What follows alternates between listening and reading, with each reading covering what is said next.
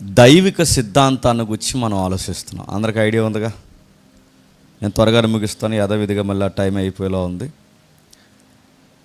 ఈ దైవిక సిద్ధాంతాన్ని గురించి ఎందుకు తెలుసుకోవాలంటే, దైవిక సిద్ధాంతం పట్ల మనకు అవగాహన లేకపోతే మనిషిగా ఉండలేడు.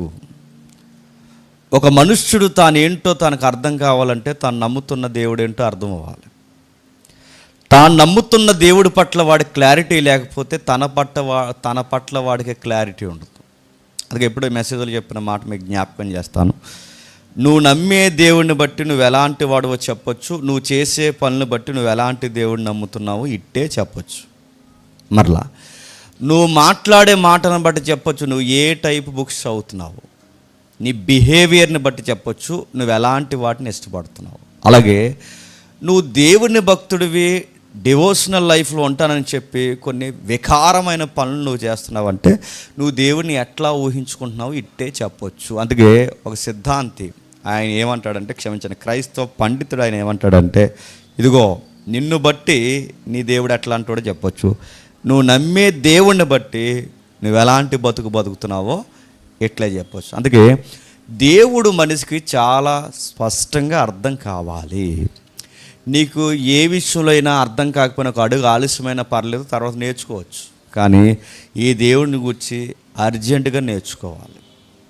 ఈయనను గూర్చి నేర్చుకోకుండా చర్చిలో కొనసాగితే ఏమవుద్దంటే, మీకు గతించిన వారాల్లో కూడా చెప్పాను, మళ్ళీ జ్ఞాపకం చేస్తున్నాను, అర్థం ప్రార్థం లేని భక్తి వ్యర్థం అవుద్ది. మీ భక్తి జ్ఞానానుసారంగా అంటే వాక్యానుసారంగా బిబిలికల్ వేలో లేకపోతే మీరు సంఘానికి రావడం టైం వేస్ట్ అవుతుంది. అందుకే నేను పోయిన వారం కూడా చెప్పాను, దేవా నేను అర్థం చేసుకునే శక్తిని మాకు అనుగ్రహించి ప్రభు అని ఇంటికి పోయిన తర్వాత చెప్పండి ప్రార్థన చేయండి అని చెప్పాను. అంటే ఆయన అర్థం అవ్వాలి, ఆయన అర్థం అవ్వాలి. ఆ దేవుడని మేము నమ్ముతున్నామండి, యేసు ప్రభు దేవుడు అనుకుంటున్నామండి, యెహోవా కూడా అనుకుంటున్నామండి అంటే అనుకుంటే సరిపోదు. ఆయన గురించి క్లారిటీ ఉండాలి, ఆయన గురించి అవగాహన ఉండాలి. అలా మాట్లాడుకుంటూ దేవుడి వ్యక్తిత్వాన్ని గురించి మాట్లాడుతున్నప్పుడు దేవుడు ఏమై ఉన్నాడు బైబిల్ చెప్తుంది, ఆ దేవుడికి ఎలాంటి లక్షణాలు ఉన్నాయి బైబిల్ చెప్తుంది. అనంతుడైన దేవుడు, నిత్యుడైన దేవుడు ఎలాంటి నిత్యత్వంలో ఎలాంటి కాలమానంలో ఆయన వసిస్తున్నాడు చూసాం. ఆ తర్వాత ఆయనకున్న కొన్ని గుణ లక్షణాలు మనకు అనుగ్రహించాడని చూసాం. అందులో ప్రేమ, కోపము, ద్వేషము, ఇలాంటి విషయాల్లో మనం కూడా ఆయన లక్షణాలు కలిగి ఉన్నాం. వీటిని కమ్యూనికేబుల్ యాట్రిబ్యూట్స్ అంటారన్నాం. ఇవి చూసిన తర్వాత లాస్ట్ వీక్ మనం చూసింది ఎక్కడాగమంటే, అసలు దేవుడు ఏంటి అంటే దానికి మనం ఆలోచించింది, దేవుడు దైవత్వం అనే పదానికి చాలా వ్యత్యాసం ఉందని మనం చూసాం. జ్ఞాపకం ఉందన్న వాళ్ళు చెయ్యొద్దండి, చెయ్యెత్తితే అందరూ ఎన్న వాళ్ళందరూ చెయ్యొద్దండి. పోనీ జ్ఞాపకం ఎన్నో లాస్ట్ వీక్ వచ్చిన వాళ్ళు చెయ్యొద్దండి, లాస్ట్ వీక్ వచ్చిన వాళ్ళు. సరే, అర్థమైందిగా ఎంతో కొంత.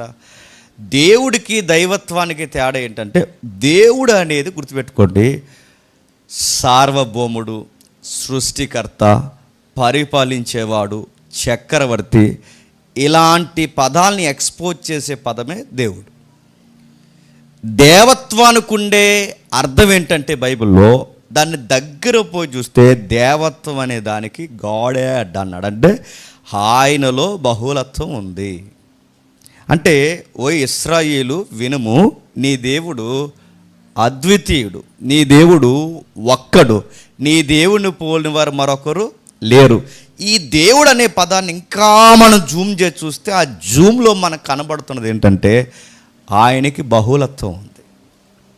ఆ బహుళత్వంలో తండ్రి ఉన్నాడు, ఆ బహుళత్వంలో కుమారుడు ఉన్నాడు, ఆ బహుళత్వంలో పరిశుద్ధాత్ముడైన దేవుడు ఉన్నాడు. ఈ ముగ్గురు వ్యక్తిత్వాల దైవత్వాన్నే బైబిల్ దేవుడు అంది. అది ఎలా ఉందో లాస్ట్ వీక్ మనం ఆలోచించాం. ఒకవేళ రాని వారు ఎవరైనా ఉంటే ఇంటికి వెళ్ళిన తర్వాత మీరు ఆలోచించండి, ఎందుకంటే చాలా సబ్జెక్ట్ ఉంది మనకి. అలా ఆలోచిస్తూ అందులో మోడలిజం అనేది ఎందుకు తప్పో చూస్తాం. ఆ మోడలిజంలోకి వచ్చినవే ఓసన్న మినిస్ట్రీ, ఆ మోడలిజంలోకి వచ్చినవే పెంతుకొస్తు మినిస్ట్రీలు, ఆ మోడలిజంలోకి వచ్చినవే ఎవరు శ్యామ్ కిషోర్ గారు, ఆ మోడలిజంలోకి వచ్చినవే బెల్లంపల్లి ప్రవీణ్ గారు, ఆ మోడలిజంలో బోధిస్తున్న వారు హైదరాబాద్లో మెజారిటీ చర్చిలు, ఆ మోడలిజానికి సంబంధించిన వారు ఈ మధ్యకాలంలో ఎక్కువ పాటలు పాడుతున్నారుగా, ఆయన పేరు ప్రకాష్ పాల్ గారు. ఇలా ఎవరైనా మీరు చూడండి, వీళ్ళని ఏమంటారంటే ఈ వన్ పెంటికోస్టల్ బ్యాక్గ్రౌండ్ అనే దాని నుంచి వచ్చిన వాళ్ళు వీళ్ళు. అంటే మీకు ఇంకా బాగా అర్థం కావాలంటే వీళ్ళు త్రిత్వాన్ని గూర్చి సరి అయిన అవగాహన లేకుండా దేవుని వ్యక్తిత్వాన్ని సరిగ్గా పరిచయం లేని ఒక అరకొర సిద్ధాంతానికి సంబంధించిన బోధలు. అందుకే వాటి జోలికి పోరు. మాట్లాడినా తండ్రిని కుమారుణ్ణి ఒకేసారి పోల్చి ప్రేయర్ చేస్తుంటారు. ఎవరికైనా మనం ప్రేయర్ ఇచ్చినప్పుడు కొంతమంది కన్ఫ్యూజ్ అయ్యి చేస్తారో ఏంటి నాకు తెలియదు, కానీ ఆ ప్రేయర్ చేస్తున్నప్పుడు పరలోకమందున మా తండ్రి నువ్వు భూమి మీదకి వచ్చి మా కోసం రక్తం కాచావు అంటారు. తుస్సుమంది ఇంకక్కడ. నేను అడుగుతున్నాను, పరలోకమందున్న యేసయ్య ఓకే, ఆయన పరలోకమందు ఉన్నాడు, ఆయనకి టూ అడ్రస్ చూపిస్తూ లేదా ఆయన చూపిస్తూ మనం ల్యాండింగ్ కూడా ఏం పెడతాం చెప్పినా మళ్ళీ టూగా ఆయన్నే పెడతాం. అంటే మరి ఈయన కాదంటే మీకు గతించిన వారిని చెప్పాను, ఈయన కాదు, ఆయన కాదు, పరిశుద్ధాత్ముడు ఈయన కాదు, అది అవతారం కాదు. డయాస్ ఎగ్జాంపుల్ చెప్పాక పెంటికోస్టల్ ఎగ్జాంపుల్స్ ఎలా ఉంటాయంటే మోడలిజానికి 19వ శతాబ్దం నుంచి నూతన రూపమే పెంటికోస్టలిజం, గుర్తుపెట్టుకోండి. ఇంకా లాస్ట్ వీక్ చూడండి, ఇవన్నీ నేను లాస్ట్ వీక్ చెప్పాను. అయితే ఆ తర్వాత ఈ దైవిక సిద్ధాంతాల్లో భయంకరమైన సిద్ధాంతం ఏంటంటే ఏరియనిజం అంటే ఏంటంటే మాకు ఎందుకండి ఎండాకాలంలో ఇవన్నీ అన్నట్టు చూడకండి. ఏరియనిజం అంటే ఏరియన్ అనే ఒకడు ఉండేవాడు, ఆడు 3వ శతాబ్దానికి చెందినవాడు. నేను గతించిన తరగతుల్లో చెప్పాను. ఆ 3వ శతాబ్దానికి చెందినవాడు ఏమన్నాడంటే దేవుడు అంటే వాళ్ళ దృష్టిలో ఏరియన్ సిద్ధాంతం, దేవుడు యెహోవా దేవుడు మరో దేవుడిని తయారు చేశాడు అన్నాడు. బాగా వినాలి. యెహోవా దేవుడు అంటే తండ్రి దేవుడు కుమారుడైన దేవుణ్ణి సృష్టించాడు అన్నాడు. ఇది వాక్య ప్రకారం రైటా రాంగా? తప్పు. మరలా అడుగుతున్నాను, దేవుడు మరొక దేవుణ్ణి తయారు చేశాడని ఒక తప్పుడు సిద్ధాంతాన్ని క్రైస్తవ సమాజంలోనికి ఒక వేవులా తీసుకొచ్చిన వ్యక్తి ఏరియన్. ఇది భయంకరమైన కల్ట్ బోధ. అంటే దైవిక సిద్ధాంతాలు అనేక తప్పుడు బోధలు ఉన్నాయి, ఆ తప్పుడు బోధల్లో భయంకరమైన తప్పుడు బోధ ఈ మెజారిటీ ఇప్పుడు చాలామంది ఫాలో అవుతున్నది ఏరియనిజమే ఫాలో అవుతున్నారు. అంటే ఇది డేంజరస్ సిద్ధాంతం, ఇది డేంజరస్ డాక్ట్రిన్. ఈ సిద్ధాంతం ఏమంటారంటే దేవుడు కుమారుడైన దేవుడిని తయారు చేశాడు, ఆ తయారు చేసిన తర్వాత వాళ్ళు చెబుతున్న మాటలు ఒక భయంకరమైన టైంలో ఏం చెప్తారంటే తండ్రి అయిన దేవుడు కుమారుణ్ణి తయారు చేశాడంటే ఈ దేవుడిని తయారు చేశాడంటే ఈ దేవుడు లేని టైం కూడా ఒకటి పరలోకంలో ఉందని వాళ్ళ ఇంటెన్షన్. అర్థమైపోయినా చెప్పండి అర్థం అవుద్ది చివరికి వెళ్ళేసరికి. మరి చెప్తున్నా వినండి, ఈ దేవుడు అంటే తండ్రి అని పిలుస్తున్న ఈ దేవుడు కుమారుడైన దేవుడిని ఒకరోజు తయారు చేశాడు. ఇప్పుడు ఒకరోజు ఆ ఒక్కరోజు తయారు చేస్తే అంతకుముందు అంతకుముందు ఆయన తయారు చేయబడక మునుపు కూడా కాలం ఉందని వాళ్ళ ఉద్దేశం. అంటే దేవుడు తయారు చేయడం ఏంటి? దీనివల్ల నడుతున్నాను అంటే దేవుడు కుమారుడైన దేవుణ్ణి పెద్ద దేవుడైన తండ్రి దేవుడు తయారు చేస్తే వాక్య ప్రకారం ప్రమాదం ఉందండి అని మీరు నన్ను అడిగితే 100కి 200% ప్రమాదం ఉంది. ఇలాంటి సీరియస్ మ్యాటర్స్ చెప్తుంటే చాలామంది టైం చూసారంటే మీకు అంత జబ్బోలు ఇంకెవరు ఉండరు. మళ్ళీ చెప్తున్నాను, సీరియస్ చెప్తుంది. మన రక్షణ సిద్ధాంతం ఇది, మన దైవిక సిద్ధాంతం ఇది, మన వాక్యపు వెలిగిది. ఇది కూడా నీ బుర్రకెక్కట్లేదంటే బైబిల్లో ఒక మాట ఉంటుంది తెలుసా, నేను ఎవరికి బయలుపరుచుకుంటానో వాళ్ళకి అర్థమవుతాను, నేను ఎంత బయలుపరుచుకున్నా వాళ్ళకి అర్థం కావట్లేదంటే వాళ్ళు నా లెక్కల్లో లేరు. నేను మళ్ళీ చెప్తున్నాను, నేను ఆకర్షిస్తే కానీ ఒకరు నా యొద్దకు రారంటున్నారంటే నీకు ఈ వాక్యము, ఈ మాటలు, ఈ సిరీస్ నీకు ఆకర్షణగా ఉండలేకపోతుందంటే నువ్వు దేవునికి వికర్షణలో ఉన్న గుర్తుపెట్టుకో. నేను వార్నింగ్ ఇస్తున్నాను సీరియస్గా, మీరేమనుకున్నా. అంటే నీకు ఈ వాక్యం రుచించట్లేదు, ఈ వాక్యం నీకు పట్టట్లేదు, ఆయన ఆకర్షణలోకి నువ్వు రావట్లేదు, అరే ఇంత నిగూఢమైన సత్యాలు మాట్లాడుతుంటే నీకు రుచిగా అనిపించట్లేదంటే నువ్వు డేంజర్లో ఉన్నావు. ఆయన ఆకర్షణకు దగ్గరగా ఉండలేకపోతున్నావు అంటే ఆయన గ్రావిటీలోకి ఎందుకు రాలేకపోతున్నావు? మరి నీకేం కావాలి? 2 గంటల పాటలు కావాలా? నీకేం కావాలి? కొంచెంసేపు అహం ఊహు అని 4 మాటలు మాట్లాడి పంపించేసే కావాలా? నీకేం కావాలని అడుగుతావు? నీకు బుర్రకి వాక్యం ఎక్కట్లేదంటే నువ్వెంత ప్రమాదకరమైన స్థితిలో ఉన్నావు నీకు అర్థం కావాలి. నేను ఎందుకు ఇది డిస్క్లైమర్లా చెప్తున్నానంటే ఇవి చాలా సీరియస్గా వినాల్సిన విషయాలు ఇవి. ఇప్పుడు మరలా దేవుడు, పెద్ద దేవుడు, ఏరియనిజం సిద్ధాంతం చెప్తున్నాను, వాళ్ళ ఉద్దేశం చెప్తున్నాను. పెద్ద దేవుడైన తండ్రి చిన్న దేవుడైన కుమారుణ్ణి తయారు చేశారంటే పెద్ద చిన్న అని తేడాలు పెడతారు వీళ్ళు.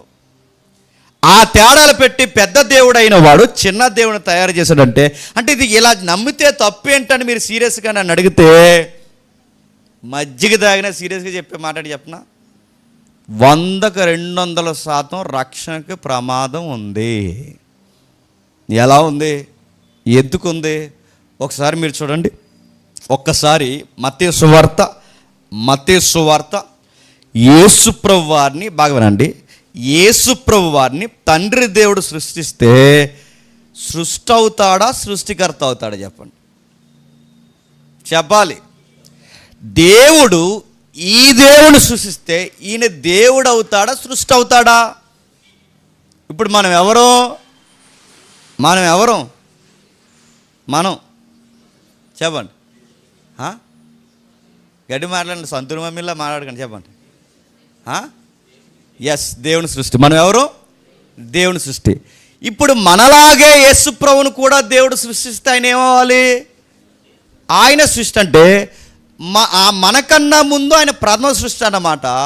తర్వాత ఏమో మన సృష్టి అంటే మనము సృష్టింపబడిన వారమే, ఆయన సృష్టింపబడిన వాడైతే మరి ఈ రెఫరెన్స్ల సంగతి ఏంటి? ఏ రెఫరెన్సు? మత్తయి సువార్త 28వ అధ్యాయం, మత్తయి సువార్త 28వ అధ్యాయం 9వ వచనం చూడండి. మత్తయి సువార్త 28వ అధ్యాయం 9వ వచనం. యేసు వారిని ఎదుర్కొని మీకు శుభమని చెప్పను, వారు ఆయన యొద్దకు వచ్చి ఆయన పాదములు పట్టుకొని ఆయనకు మ్రొక్కగా. ఇప్పుడు చేతమేనండి, యేసు ప్రభు వాళ్ళని ఎదుర్కొంటే వాళ్ళు ఏం చేశారట? ఆయన పాదాలు మొక్కగా. ఆయన పాదాలు మొక్కే దాన్ని ఏమంటారు చెప్పాలి? ఆరాధన అంటారు. ఇప్పుడు చెప్పండి. నిర్గమాకాండం 20వ అధ్యాయం ప్రకారం 21వ అధ్యాయం ప్రకారం పైన ఆకాశమందు కానీ కింద భూమి యందు కానీ భూమి కింద నేల యందు కానీ సృష్టింపబడిన దేనిని చెప్పండి ఆరాధించకూడదు. ఇప్పుడు చెప్పండి, ఆయన ఆకాశమందు తయారు చేయబడిన సృష్టి అయినా ఆయన భూమి మీద తయారు చేయబడిన సృష్టి అయినా, ఆయన అంటే ఎవరు? యేసుప్రభు. అంటే ఆయన ఆకాశమందు తయారు చేయబడిన సృష్టి అయినా ఆయన భూమి యందు తయారు చేయబడిన సృష్టి అయినా సృష్టికర్తను వదిలి సృష్టమైన యేసుక్రీస్తుని ఆరాధించవచ్చా? ముఖ్యాంశాలు మరోసారి చెప్పండి. ఇప్పుడు ఆయనే ప్రథమ దేవుడైతే ఆ లెక్కల ప్రకారం, వాళ్ళ లెక్కల ప్రకారం ఆయనే ప్రథమ దేవుడైతే ఈయన సృష్టింపబడిన సృష్టి అయితే సృష్టిని ఆరాధించి సృష్టికర్తను వదిలేస్తే దాన్ని ఏమంటారు? పాపం. అంటే వీళ్ళ లెక్కల ప్రకారం యేసు ప్రభు సృష్టింపబడిన దేవుడైతే దేవుడితో దేవుడు కాకపోతే, దేవుడితో సమానుడు కాకపోతే, ఆయన సంపూర్ణ దేవుడు కాకపోతే, ఆయన మనకన్నా ముందు సృష్టింపబడిన వాడైతే మనం ఏం చేస్తున్నట్టో తెలుసా? ఆయన ఆరాధించి పాపం చేస్తున్నట్టు బైబిల్ లెక్కల ప్రకారం. ఇప్పుడు చెప్పండి, ఏరియనిజం ఈ రెఫరెన్స్ దగ్గర సరిపోతాదా? సృష్టికర్తను వదిలి సృష్టమును పూజించకూడదని బైబిల్ పాత నిబంధన చెప్తుంటే ఈయన సృష్టింపబడిన వాడైతే ఈయన ఆరాధించవచ్చా? కానీ బైబిల్లో శిష్యులు ఆయన ఆరాధిస్తే యేసుప్రభు ఏమన్నాడు? సృష్టినైనా నన్ను ఆరాధించకండి, సృష్టికర్త అయిన తండ్రిని ఆరాధించండి అని ఆయన అక్కడ అన్నాడా?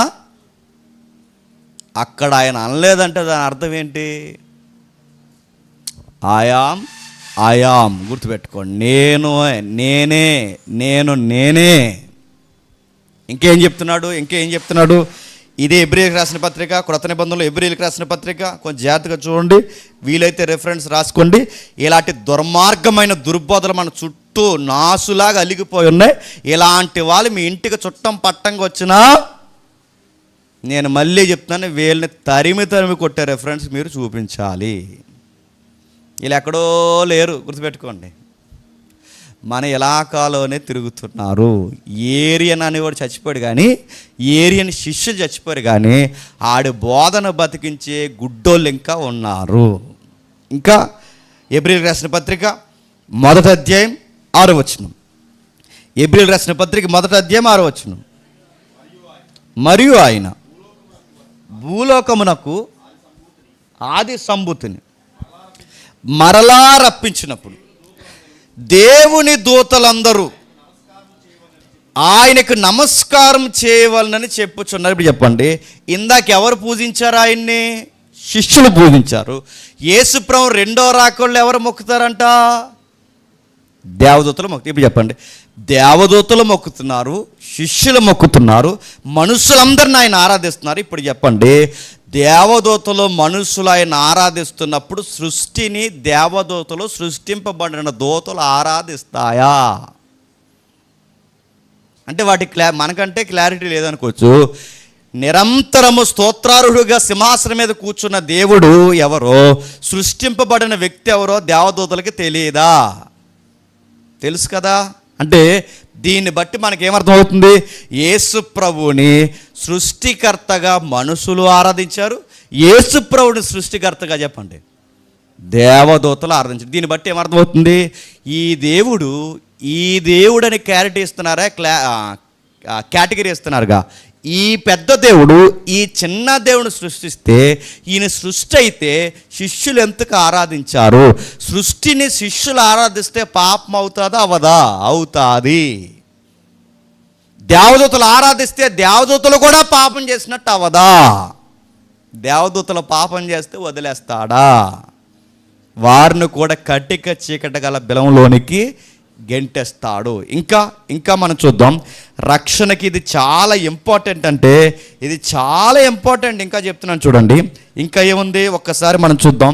ఆయన గురించి మనం మాట్లాడుకుంటూ పోతే రక్షణకి ఎంత ఇంపార్టెంట్ అంటే, రక్షణ అనేది యేసుప్రభు దైవత్వాన్ని కేవలం నమ్మితే సరిపోదు, సంపూర్ణ దేవుడిగా నమ్మాలి. ఆయన్ని సంపూర్ణ దేవుడిగా నమ్మకపోతే ఏమవుద్దంటే, మీరు జాగ్రత్తగా వింటే, పాప పరిహారం జరగదు. పాప పరిహారం అంటే తెలుసుగా, క్రయధనం చెల్లించడం. అంటే నువ్వు తప్పు చేస్తే పోలీస్ స్టేషన్లో కేసు కడితే అది కోర్టులో నేను పడేస్తే ఆ కోర్టు ఫైనల్ జడ్జిమెంట్ ఇస్తుంది. ఎందుకంటే జడ్జిమెంట్లు ఇచ్చే రైట్ ఎవరికి లేదు చెప్పండి? పోలీసుకి లేదు. ఆ కోర్టు కొన్నిసార్లు జడ్జిమెంట్ ఏమొస్తుందంటే, శిక్ష అనుభవించాలి, జరిమానా కట్టాలి. ఒకవేళ నువ్వు శిక్ష అనుభవించకుండా బయటికి రావాలంటే, కొన్ని కేసులు, అన్నీ కాదు, కొన్ని కేసులు అంటే క్రిమినల్ కేసులు, కానీ కొన్ని కేసుల నుంచి నువ్వు బయటికి రావాలి అంటే ఆ కేసుని బట్టి నువ్వు జరిమానా కట్టాలంటే క్రయధనం కట్టాలి. అంటే కొన్ని కేసుల నుంచి బయటికి రావాలంటే క్రయధనం కట్టాలి. యేసు ప్రభు బాగా వినండి, మన కొరకు క్రయధనముగా ఏమిచ్చాడట? తన ప్రాణాన్ని ఇచ్చాడు. ఇప్పుడు చెప్పండి, ఆయన సంపూర్ణ దేవుడు కాకపోతే ఎట్లాంటి ప్రమాదం వస్తుందండి అని ఒకవేళ మీరు నన్ను సీరియస్గా అడిగితే, మనం సరిగ్గా ఎవరికి విరోధంగా పాపం చేసాం తెలుసా? చెప్పండి. నీకు నువ్వు, నాకు నేను కాదు, నాకు నువ్వు విరోధంగా పాపం చేయలేదు, నీకు నేను విరోధంగా పాపం చేయలేదు. మనం సరాసరి పాపం ఎవరికి విరోధంగా చేసాం తెలుసా? దేవుడికి విరోధంగా చేసాం. దేవుడు అంటే ఏంటి చెప్పనా? అనంతుడు. ఏంటి? అనంతుడు. అనంతుడైన దేవునికి, పరిమితం లేని దేవునికి, ఇన్ఫైనెట్ గాడ్ అంటే దేవుడు, అనంతుడైన దేవుడికి మనం వ్యతిరేకంగా పాపం చేసామంటే, ఇప్పుడు చెప్పండి, అనంతుడైన దేవుడి దృష్టిలో మనం పాపం చేస్తే, అలాంటి అనంతుడైన దేవుడికి మనం బలియాగంగా మన పాపాన్ని తీసివేయాలి అంటే, పరిమితమైన, సృష్టింపబడిన, సృష్టికర్త కాని పరిమితమైన, సృష్టింపబడిన సృష్టము అనంతమైన దేవుడి దృష్టిలో పాపాన్ని తీసేయగలదా? అర్థమైందో లేదో మళ్ళీ చెప్తానండి. అనంతుడైన దేవుడికి మనం విరోధంగా పాపం చేస్తే, ఆ అనంతుడైన దేవుడి దగ్గర, అనంతుడైన దేవుడికి విరోధంగా మనం పాపం చేస్తే, ఆ అనంతుడైన దేవుడికి విరోధంగా ఉన్న పాపాన్ని తీసేయాలి అంటే అనంతుడైన దేవుడైతేనే తీయగలడు. కేవలం బాగా వినండి, ఫైనైట్లో ఉన్న దేవుడైతే తీయలేడంటే అడ్జస్ట్మెంట్ లేదా సృష్టింపబడిన పరిమితం కలిగిన వాడైతే తీయలేడు. పరిమితం లేని వ్యక్తికి మనం పాపం చేశాం కనుక అనంతుడైన దేవుడికి వ్యతిరేకంగా ఉన్న పాపాన్ని తీయాలంటే అనంతుడైతేనే తీయగలడు. ఎందుకు యేసుప్రభు సృష్టింపబడ్డాడని అనకూడదంటే అది రక్షణకి ప్రమాదం, అది మన రక్షణ జీవితానికి ప్రమాదం. ఇంకా ఏముంది, ఇంకా ముందుకెళ్ళే కొద్ది చూద్దాం. ఇంకా ఏమనుంది ఒక్కసారి యోహాను సువార్త ఇయ్యండి. రక్షణకి ఎంత ప్రమాదమో యోహాను సువార్త 8వ అధ్యాయం, యోహాను సువార్త 8వ అధ్యాయం 24 వచనం.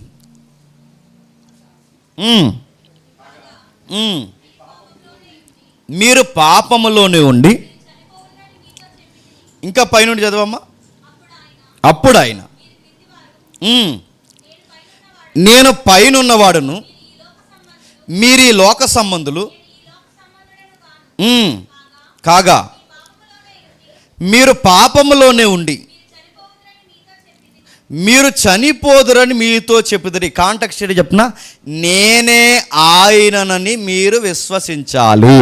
నేనే ఆయనని మీరు విశ్వసించకపోతే మీరు మీ పాపాల్లోనే ఉండి, ఇప్పుడు చెప్పండి, నేనే ఆయనని విశ్వసించకపోతే మీరు మీ పాపాల్లో ఉండి చనిపోతారంటే ఇప్పుడు ప్రశ్న, నేనే ఆయన అంటే ఎవరు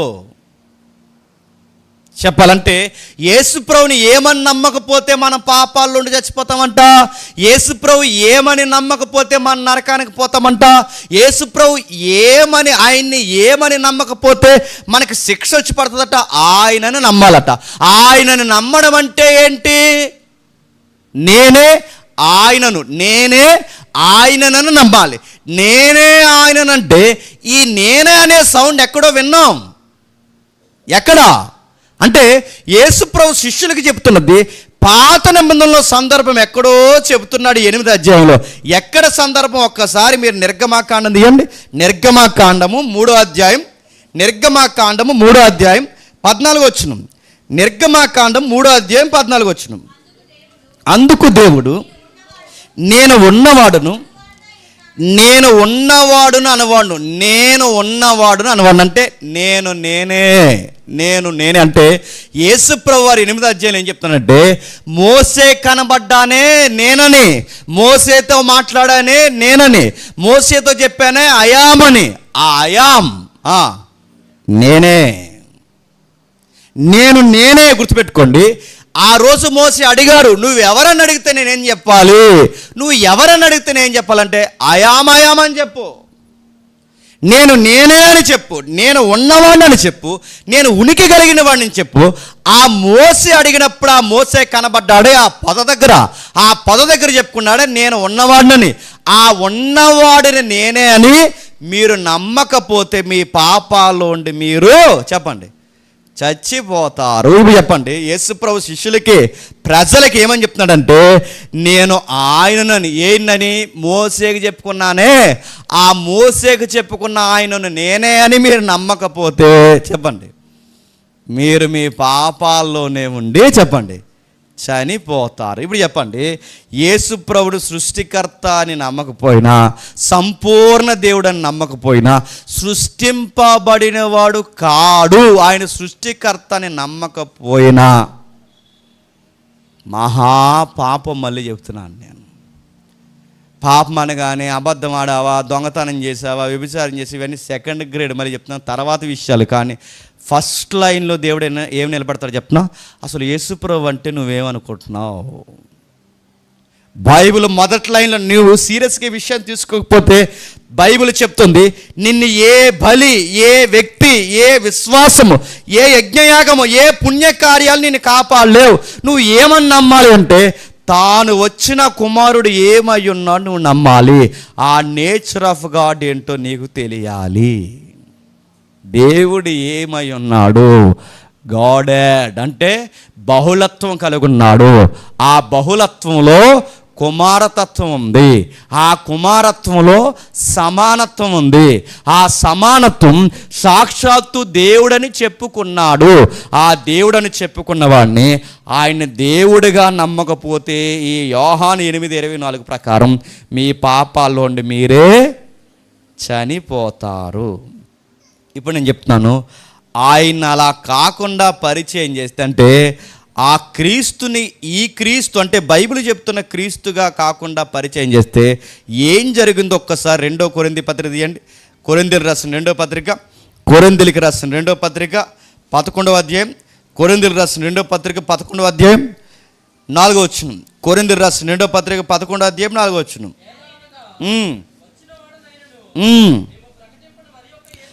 మేము ప్రకటింపని మరొక యేసును ప్రకటించినను, లేక మీరు పొందని మరి యొక్క ఆత్మను మీరు పొందినను మీరు అంగీకరింపరని మరి యొక్క సువార్త మీరు అంగీకరించినను మీరు వారిని గూర్చి సహించుట యుక్తమే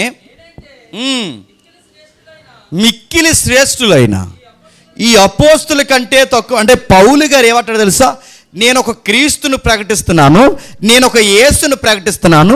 ఆ యేసు ఏమై ఉన్నాడంటే సంపూర్ణ దేవుడై ఉన్నాడు. ఆ యేసు ఏమై ఉన్నాడంటే సంపూర్ణ సృష్టికర్త అయి ఉన్నాడు. ఆ యేసు ఏమై ఉన్నాడంటే దేవుడితో సమానుడై ఉన్నాడు.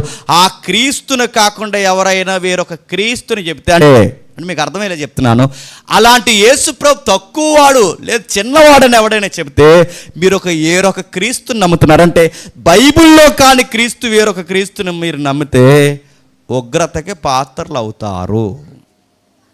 మీకు డౌట్ రావచ్చు, మరి ఏమనంటే మరి తండ్రి నాకన్నా గొప్పోడు అన్నాడు కదండి అని. చూద్దాం, ఆ ముఖ్యాంశాలు చివరిలో ఉన్నాయి. తండ్రి నాకన్నా, ఈ మాట అడ్డెట్టుకునేది ఎవరు తెలుసా? తండ్రి నాకన్నా గొప్పగా ఉన్నాడని ఈ రెఫరెన్స్ అడ్డు పెట్టుకుని మాట్లాడింది ఆ ఏరియన్ అన్నవాడే. మళ్ళీ అవే మాటలు ఇప్పుడు వాళ్ళు కూడా మాట్లాడుతున్నారంటే వీళ్ళకి వాళ్ళకి పెద్ద తేడా ఏమీ లేదు. వీళ్ళు ఏ క్రీస్తుని బైబిల్లో ఉన్న క్రీస్తుని చెప్పట్లేదు, వీళ్ళు ఏ క్రీస్తుని బైబిల్లో ఉన్న యేసుని చెప్పట్లేదు. వీళ్ళు ఎవరు చెప్తున్నారంటే ఏరియన్ చెప్పిన క్రీస్తునే వీళ్ళు చెప్తున్నారు. యేసు ప్రభు దేవుడి కన్నా తక్కువ వాడైతే పాపం అని బైబిల్ చెప్తుంది. యేసు ప్రభు సృష్టికర్త కన్నా తక్కువ వాడైతే ఆయన దేవుడిగా ఆయన నమ్మకపోతే నీ పాపాల్లో ఉండి మీరే నశించిపోతారని బైబిల్ చెప్తుంది. అంటే వీళ్ళు చెబుతున్న క్రీస్తు బైబిల్ క్రీస్తు కాదు, వీరు చెబుతున్న యేసు బైబిల్ చెప్తున్న యేసు కాదు. వీళ్ళు ఊహించుకున్న యేసు, వీళ్ళు పుట్టించుకున్న యేసు, వీళ్ళు ఊహించుకుని యేసు ప్రభువుని పరలోకంలో పుట్టించాడు దేవుడు అని చెప్పుకుంటున్నా ఒక పుట్టించిన తప్పుడు సిద్ధాంతం మళ్ళీ చెప్తున్నాను. ఇంకా మీరు చూడండి, గలతీయులకు రాసిన పత్రిక 1వ అధ్యాయం, గలతీయులకు రాసిన పత్రిక 1వ అధ్యాయం త్వరగా ముగిద్దాం. గలతీయులకు రాసిన పత్రిక 1వ అధ్యాయం 8వ వచనం. గలతీయులకు రాసిన పత్రిక 1వ అధ్యాయం 8వ వచనం. మేము మీకు ప్రకటించిన సువార్త కాక మరి యొక్క సువార్తను మేమైనను పరలోకం నుండి వచ్చిన దూతైనను వాడు అంటే బైబిల్లో చెబుతున్న యేసును కాకుండా, పౌలు చెబుతున్న యేసు ప్రభువును కాకుండా, అపోస్తులు చెబుతున్న యేసు ప్రభు కాకుండా వేరొక యేసుని ఎవరైనా ప్రకటిస్తే, మీరు మాట్లాడుకుంటే నేను తప్పు మాట్లాడుతున్నాను అనుకుంటాను. బైబిల్లో చెప్పిన యేసు ప్రభువుని కాకుండా, బైబిల్లో చెప్తున్న క్రీస్తుని కాకుండా మీరు వేరొక క్రీస్తుని మీరు నమ్మితే అది దుర్బోధ, అది తప్పుడు సువార్త. బైబిల్లో పౌలు ఏం చెప్పాడో పేతురు అదే చెప్పాడు, పేతురు ఏం చెప్పాడు శిష్యులు అదే చెప్పారు. శిష్యులు పేతురు పౌలు ఏం చెప్పాడో బైబిల్ దేవుడు యేసు ప్రభువుని గురించి తనను తాను అదే చెప్పుకున్నాడు. ఇంకా చూద్దాం, ఇంకా ఏమని ఉందో దీని గురించి. అంటే ఈయన ప్రవక్తనో లేకపోతే నీతిమంతుల్లో మనకన్నా గొప్ప నీతిమంతుడనో, మనకన్నా ముందుగా పుట్టినవాడనో, మనకి సరిపోయిన వాడనో, ఇలాంటి అడ్జస్ట్మెంట్ గాస్పల్ ఎవడైనా చెప్తే అది గాస్పల్ కాదు. నేను మళ్ళీ చెప్తున్నాను, అదొక గాసిప్ లాంటిది. మళ్ళీ చెప్తున్నాను, అదొక సోదది, అదొక కొండమది, అదొక తప్పుడు సిద్ధాంతం. అది దాన్ని మీరు ఎవరైనా బిలీవ్ చేస్తే నేను మళ్ళీ చెప్తున్నాను, మీరు పెద్దగా నష్టాలు ఏం చేస్తారు మీరు అనుకుంటున్నారేమో. ఇది కనుక మీరు నమ్మితే చాలు, అలాంటి వారిని ఎంట చేర్చుకోవద్దన్నాడు, అలాంటి వారిని దగ్గరికి రానివద్దన్నాడు, అలాంటి వారితో మాట్లాడొద్దన్నాడు. అలాంటి వాడిని బావ, తమ్ముడు, బామ్మర్ది, అక్క, చెల్లి అని పిలిస్తే నీ తొక్కదేస్తా అని చెప్పాడు. నేను సీరియస్ చెప్తాను. ఆ యోహాను పత్రిక మీరు ఇంటికి వెళ్ళి చదవండి. యేసుప్రభు పట్ల క్లారిటీ లేనివాడు వాడు మన సంబంధం కాదు, వాడు క్రీస్తు విరోధి, వాడు దైవానికి విరోధి, వాడు బైబిల్ దైవత్వానికి విరోధమైన మనుషుడు. అట్లాంటి వాడు నీకు ఎట్టా సుట్టం అవుతాడు, అట్లాంటి వాడు నీకు ఎలాంటి స్నేహితుడు అవుతాడు, అలాంటి వాడుతూ నువ్వు ఎట్లా చట్టా పట్టాలు వేసుకుని బజ్జీలు కాఫీలు తాగుతున్నావు. ఊరుకోడుగా ఊరుకోడు, నేను సీరియస్గా చెప్తున్నాను.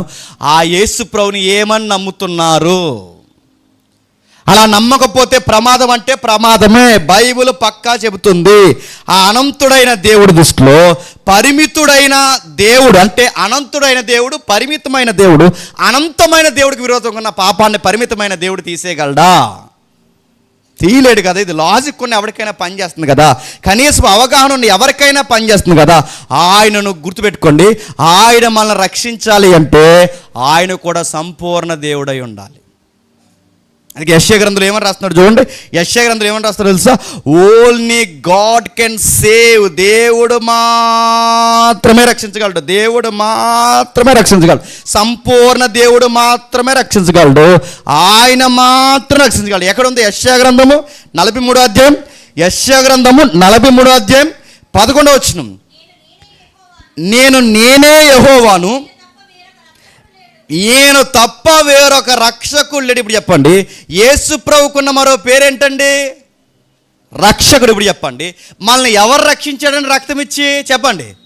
యేసు ప్రభు రక్షించాడు. ఇప్పుడు యెషయా గ్రంథం ప్రకారం దేవుడు తప్ప, నేనే తప్ప, దేవుడు తప్ప మనుషుల్ని ఎవరు రక్షించలేదు. ఇప్పుడు ఈ వచనం ప్రకారం యేసు సంపూర్ణ దేవుడా కాస్త చిన్న దేవుడా చెప్పండి? నేను సంపూర్ణ దేవుడిని కాకపోతే మీకు రక్షణ లేదు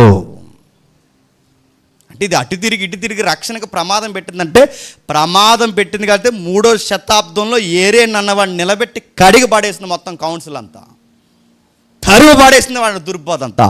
దరిదాపులకి వెళ్ళొద్దని నేను అడుగుతున్నాను. మీరు ఏ మీటింగ్స్కి వెళ్ళొద్దని నేను చెప్పను, కానీ ఈ ఏరియనిజం సిద్ధాంతాలను నమ్మే వాళ్ళ మీటింగ్ మాత్రం అస్సలు వెళ్ళొద్దని నేను రాసి మరీ చెప్తాను. నేను మళ్ళీ చెప్తున్నాను, వాళ్ళకి దేవుడు అంటే క్లారిటీ తెలియదు, బైబిల్ అంటే క్లారిటీ తెలియదు, యేసు ఏమై ఉన్నాడో తెలియదు, క్రీస్తు ఏమై ఉన్నాడో తెలియదు, ఆయన సంపూర్ణ దైవత్వం తెలియకపోతే అన్నీ దేవుడి మీటింగ్లు కదంటే ఎల్లో దేవుడి మీటింగ్లు అని చెప్తే ఎల్లో ఏమవుతావు చూడు. రాసి పెట్టుకుంటున్నావు నరకాన్ని మరి చెప్తున్నాను, దగ్గరుండి రాసి పెట్టుకుంటున్నావు. యేసుప్రభు ఔన్నత్యాన్ని తగ్గించిన వాళ్ళు సభలకు పోయి వాళ్ళు కోరి శిక్ష మీద తెచ్చుకుంటున్నావు అనుకుంటున్నావు. ఆయన వాక్యాలు చెప్తాడు అంటే ఆయన వాక్యాలు చెప్పడు, వాక్యంలో లేని యేసుని చెప్తాడు వాడు. వాళ్ళలో వాక్యం చెప్తాడు, వాళ్ళు యేసుని అడుగుతున్నాను. మీరు ఎంత సున్నితంగా మాట్లాడే వారిని మీరు నమ్మినా, నాకు తెలిసిన స్పీకర్ని చెప్తున్నాను, ఒకప్పుడు నేను ఫాలో అయిన స్పీకర్ని చెప్తున్నాను, వాళ్ళు నాకు తెలుసు, వాళ్ళు మంచోలే చక్కగా చెప్తారు, కానీ యేసుప్రభు దైవత్వం విషయంలో వాళ్ళకి క్లారిటీ లేదు. అందుకని అన్నాను అలాంటి వారితో మేము జర్నీ చేయమని చెప్పేసాను, ఆపేస్తాం, రావద్దని చెప్పేస్తాం. వాళ్ళు కలిసి కాంబినేషన్ మీటింగ్ నడుతారు, నేను ఎవరని చెప్తున్నాను వాళ్ళతో కుదరదు కాక కుదరదు. ఎందుకంటే మనం ఒకటి చెప్తాం చెప్పండి, వాళ్ళు ఒకటి చెప్తారు. మనం యేసుప్రభు సంపూర్ణ దేవుడు అని చెప్తాం, వాళ్ళు ఏం చెప్తారు చెప్పిన? యేసుప్రభు చిన్న దేవుడు మనల్ని కాపాడడానికి వచ్చాడు అంటారు. చిన్న దేవుడు అని ఎక్కడుంది? ఆయన రక్షకుడు. యెషయా అంటున్నాడు, నేను తప్ప వేరొక రక్షకుడు లేడు అడుగుతున్నాను. నేను తప్ప వేరొక రక్షకుడు లేడని యెషయా గ్రంథంలో దేవుడు నేను తప్ప వేరొక రక్షకుడు లేడంటే మరి క్రొత్త నిబంధనలో కనబడుతున్న ఆ రక్షకుడు ఎవరు చెప్పండి? అంటే 2 రక్షకులు ఉన్నారా చెప్పాలి. నేను తప్ప వేరొక రక్షకుడు లేడంటే యెషయాలో ఉన్న ఆ రక్షకుడే, క్రొత్త నిబంధనలో ఉన్న ఈ రక్షకుడే చెప్పండి, ఆ రక్షకుడు. మోసేకి పొదలో కనబడిన ఆ రక్షకుడే శిష్యులకి ప్రత్యక్షమై అన్నాడు, నేను ఆ పొద దగ్గర కనబడిన ఆయనను నేనే అని మీరు నమ్మాలి. అర్థమవుతుందా? ఇంకొంత మజ్జిగ చెప్పండి, అర్థమవుద్ది. ఆగండి, ఇంకా చూద్దాం. ఇంకా ఏమవుద్ది మీరు చూడండి ఒకసారి. కొరింథీయులకు రాసిన మొదటి పత్రిక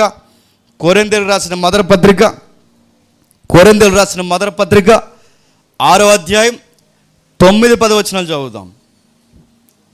కొరింథీయులకు రాసిన మొదటి పత్రిక 6వ అధ్యాయం 9-10 వచనాలు. అన్యాయస్తులు దేవుని రాజ్యానికి వారసులు కారు, మీకు తెలియదా? జారులైనను విగ్రహారాధికులైన. సెకండ్ కేటగిరీ ఏంటండి? విగ్రహారాధికులైన. ఇప్పుడు చెప్పండి, ఎవరు దేవుని రాజ్యానికి వారసులు కారంట? చెప్పండి. విగ్రహారాధికులు. చెప్పండి, దేవుని రాజ్యానికి వారసులు కారంటే. ఇప్పుడు చెప్పండి, యేసుప్రభు సృష్టి అయితే ఈ సృష్టింపబడిన యేసుని ఆరాధిస్తే మనం ఏమవుతాం చెప్పండి? విగ్రహారాధికులు అవుతాం. ఇప్పుడు యేసుప్రభు సృష్టింపబడిన చిన్న దేవుడు అయితే ఆ సృష్టింపబడిన యేసుని మనం ఆరాధిస్తే విగ్రహారాధికులు అయితే మనం పరలోకం పోతామా? నిత్యత్వానికి పోతామా? మన జీవితానికి రక్షణ వస్తుంది? ఈ రిఫరెన్స్ ప్రకారం చెప్పండి. దేవుని రాజ్యానికి విరోధం అవుతాం. అందుకే బైబిల్ చెప్తుంది ఏమని తెలుసా? మనం విగ్రహారాధికులం కాము. ఎందుకంటే మనం సంపూర్ణమైన దేవుడిని నమ్ముతున్నాం. ఆయన సృష్టింపబడిన దేవుడు కాదు, ఆయన సృష్టికర్త. ఆయన ఒకరితో తయారు చేయబడిన వాడు కాదు, తనంతట తాను స్వయం ఉనికి కలిగిన వాడు, స్వయంభవుడు. తనను తాను క్రియేట్ చేసుకున్నవాడు కాదు, ఆయన క్రియేటర్. ఆయన ఉన్నాడు, ఎప్పటికీ ఉన్నాడు. ఆయన ఎప్పటికీ దేవుడిగా, సంపూర్ణ దేవుడిగా మనకి కనబడుతున్నాడు. ఇప్పుడు చెప్పండి, సృష్టిని ఆరాధించిన, సృష్టింపబడిన వ్యక్తుల్ని ఆరాధించిన తప్పే. అక్కడి వరకు ఎందుకు? ఆ బైబిల్కి మీరు అగరబత్తీలు వెలిగించి, క్యాండిల్స్ వెలిగించి, ఆ బైబిల్ ముందు మీరు సాష్టాంగపడి బైబిల్ని ఆరాధించినా తప్పే.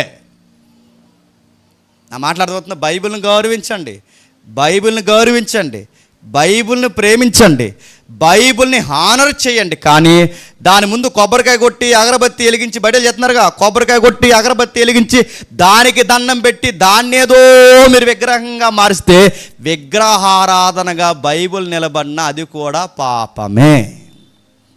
నా మాటలు అర్థమవుతున్నాయా? గౌరవిస్తాం.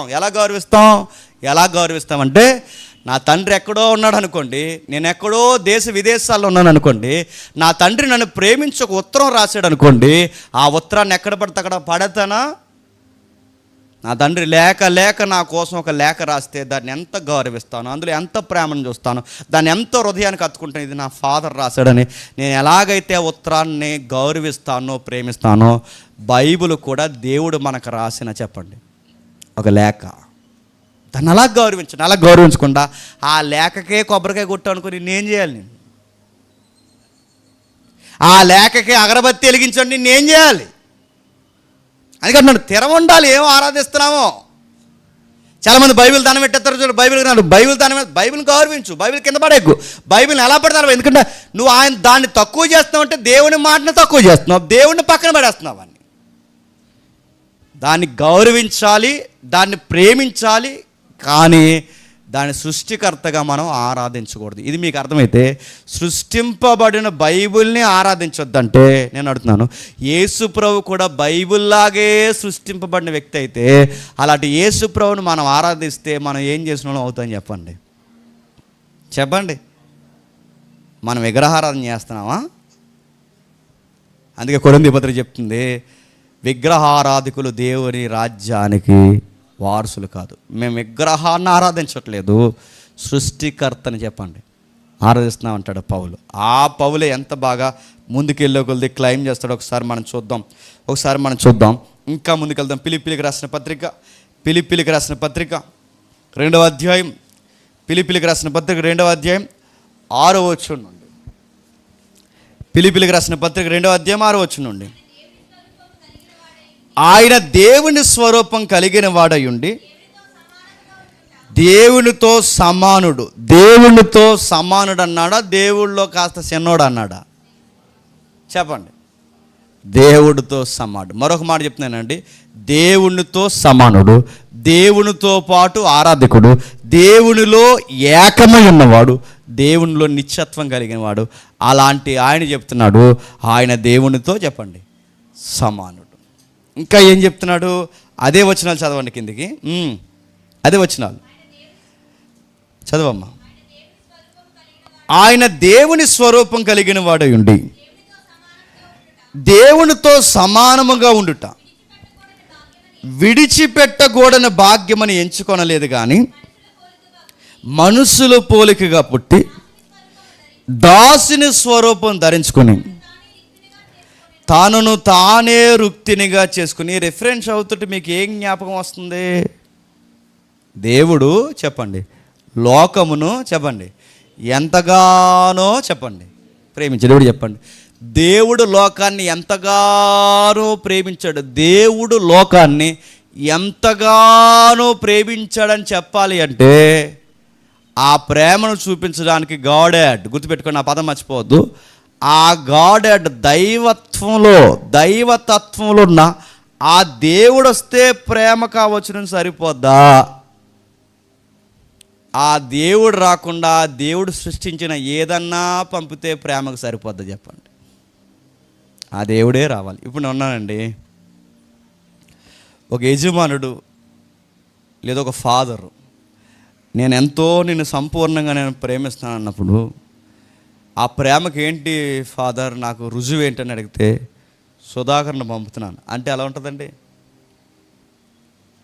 ఇప్పుడు నేను ఎక్కువ నిన్ను ప్రేమించినట్ట, సుధాకర్ ఎక్కువ ప్రేమించినట్ట? బాగుందండి. నేను మిమ్మల్ని ప్రేమిస్తే మిమ్మల్ని ప్రేమించినందుకు వచ్చి నేను చచ్చిపోవాలి, నువ్వు నా బిడ్డవు కనుక. నేను ప్రేమిస్తే, నువ్వు నన్ను ప్రేమిస్తే, నేను నిన్ను ప్రేమిస్తే, నీ పట్ల నేను ప్రేమ గర్పరుస్తున్నప్పుడు నీ పట్ల నాకు సంపూర్ణమైన ప్రేమ, అనంతమైన ప్రేమ, ఊహించలేనంత ప్రేమ, ఎంతో ప్రేమ ఉందన్నప్పుడు ఆ ప్రేమను కనపరచడానికి నేనే రావాలి.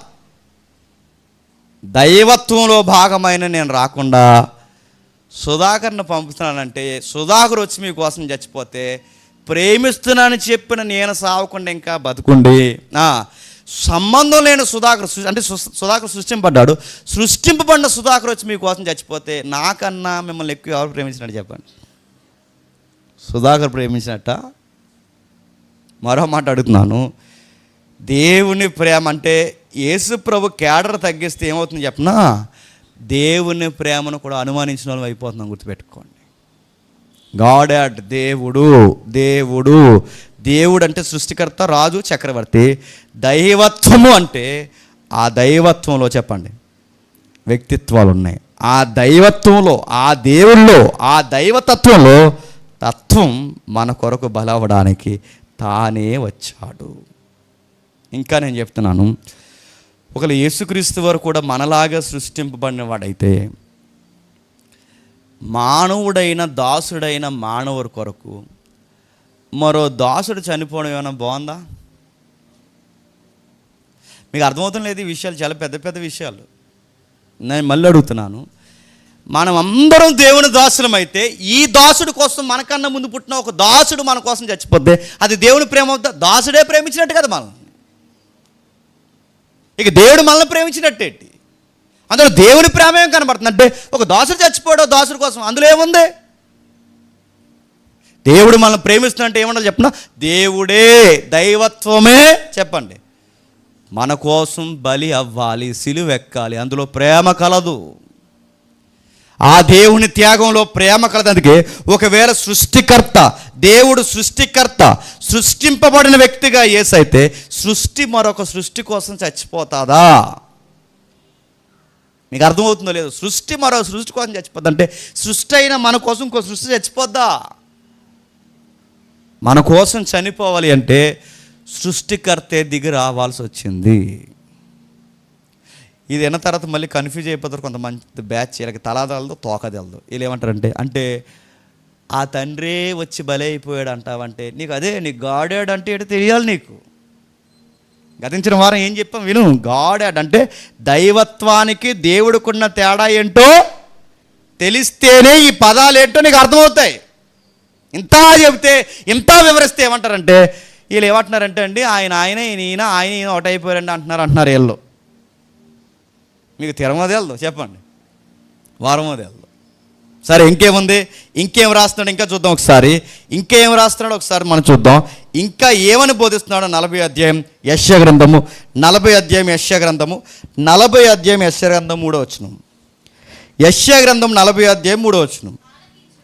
ఆలకించుడి, అడవులో ఒకడు ప్రకటించుచున్నాడు, ఎట్లనగా అరణ్యములో యెహోవాకు మార్గము సిద్ధపరచడు. యెషయా గ్రంథంలో ఉందట, అరణ్యములో యెహోవాకు మార్గము సిద్ధపరచడు. ఇప్పుడు చెప్పండి, అరణ్యములో యెహోవాకు మార్గం సిద్ధపరచడానికి ఈ ప్రవచనం ఎవరికి సంబంధించింది? యోహానుకు సంబంధించింది. ఎవరికి సంబంధించింది? బాప్టిజం ఇచ్చి యోహానుకు. అంటే బాప్టిజం ఇచ్చి యోహాను చేయబోయే మినిస్ట్రీ ఏంటంటే అరణ్యములో యెహోవాకి, యెహోవా అంటే దేవుడికి, దేవుడికి మార్గము చెప్పండి సరళము చేయడం. ఇప్పుడు చెప్పండి, ఆ యోహాను వచ్చి ఏమంటున్నాడు ఒక్కసారి మత్తయి సువార్త 3వ అధ్యాయం 3వ వచనం. మత్తయి సువార్త 3వ అధ్యాయం 3వ వచనం. ప్రభు మార్గము సిద్ధపరచుడి, ఆయన త్రోవలు సరళము చేయుడి, అరణ్యములో కేకలవే ఒక శబ్దం నేనే. ఇప్పుడు చెప్పండి, యోహాను ఏమని చెప్పుకుంటున్నాడు? ఆ యెషయాలో రాసిన ఆ శబ్దం ఎవరో కాదు, నేనే. ఆ అరణ్యంలో దేవుడి మార్గం సిద్ధపరిచేది ఎవరో కాదు, నేనే.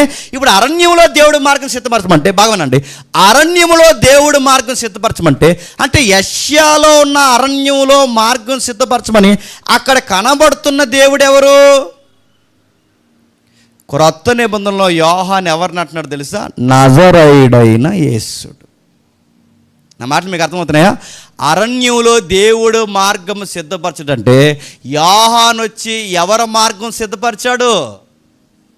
ప్రభు అయినా చెప్పండి యేసుక్రీస్తు మార్గం సిద్ధపరచడంటే 40 అధ్యాయములు ఉన్న యెహోవా ఎవరన్నమాట?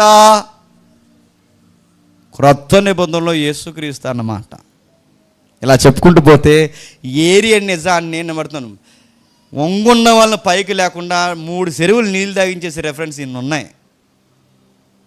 వాళ్ళు కూర్చుంటే ఇలాంటి లాజికల్ డిబేట్స్ ఎన్నో ఉన్నాయి. కానీ గమ్మత్తు ఏంటి చెప్పనా? వాళ్ళు రారు, అరకొర తెలియని ప్రజలకు చెప్తారు. వాళ్ళు నరకానికి పోవడమే కాకుండా చెప్పండి వీరిని కూడా నరకానికి పాత్రులుగా తయారు చేస్తారు. ఒక మాట నేను చెప్పనా, యేసు ప్రభు మన కోసం చనిపోయాడంటే అది కేవలం నమ్మకం మాత్రమే కాదు. యేసు ప్రభు మన కొరకు చనిపోయాడంటే అది కేవలం నమ్మకం మాత్రమే కాదు, అది లీగల్ ప్రొసీజర్. అది అంటే ఒక న్యాయపరమైన ప్రక్రియ. అది ఎలా న్యాయపరమైన ప్రక్రియ అంటే దేవుడు, సాక్షాత్తు దేవుడు తన దైవత్వాన్ని కలిగిన ఆయన మన కోసం తగ్గించుకుని మన కోసం బలైపోయాడు.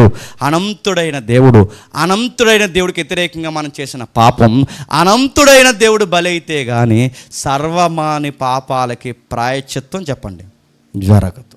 ఇప్పుడు దేవదూత మన కోసం చనిపోయింది అనుకోండి, దేవదూత అనంతమైనదా పరిమితమైనదా? పరిమితమైందంటే దేవదూత మన కోసం చనిపోతే పరిమితిలో ఉన్న పాపాలే తీయగలదు తప్ప అందరి పాపాలు తీయగలదా? నేను అడుగుతున్నాను. ఒకవేళ యేసుప్రభు మనలాంటోడే అయితే, మనలా సృష్టింపడిన వాడైతే ఈయనకి పరిమితి కలిగిన వాడు అవుతాడా, అనంతుడైన వాడు అవుతాడా? పరిమితం అంటే ఇప్పుడు ఈయన పరిమితం కలిగిన వాడైతే ప్రపంచంలోని అందరి పాపాలు తీయగలడా? అందుకే అది లీగల్ ప్రొసీజర్. అదంటే ఆయన చనిపోయినది కేవలం నమ్మకం కాదు, అనంతుడైన దేవుడి దృష్టికి మనం పాపం చేస్తాం కనుక అనంతమైన దేవుని దృష్టిలో చేసిన అనంతమైన పాపాలు పోవాలి అంటే అనంతుడే చనిపోవాలి. లేకపోతే పాపాలకి పరాకాష్ట ఎప్పటికీ, పాపాలకి మళ్ళీ చెప్తున్నా పరిష్కారం ఎప్పటికీ జరగదు. ఇంకా ఏముంది? ముగించేద్దాం. ఇంకా ఏముంది? ఒక్కసారి యెషయా గ్రంథము 44వ అధ్యాయం, యెషయా గ్రంథము 44వ అధ్యాయం ముగిద్దాం. యెషయా గ్రంథము 44వ అధ్యాయం 24వ వచనం. యెషయా గ్రంథము 44వ అధ్యాయం 24వ వచనం.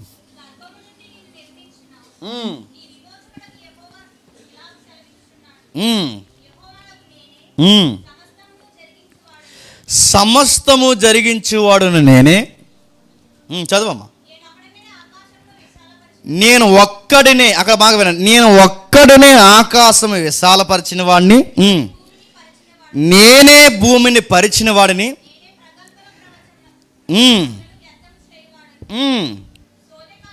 ఇంకా కిందికి పోతే నేనే ఆకాశమును విశాలపరిచిన వాడిని, నేనే సమస్త సృష్టిని తయారు చేసిన వాడిని, ఒకరి సహాయం లేకుండా భూమిని కూడా తయారు చేసిన వాడును నేనే. ఇప్పుడు చెప్పండి, ఆకాశాన్ని తయారు చేసింది ఎవరు? యెహోవా. భూమిని తయారు చేసింది ఎవరు? యెహోవా. సమస్తాన్ని సృష్టించింది ఎవరు? యెహోవా.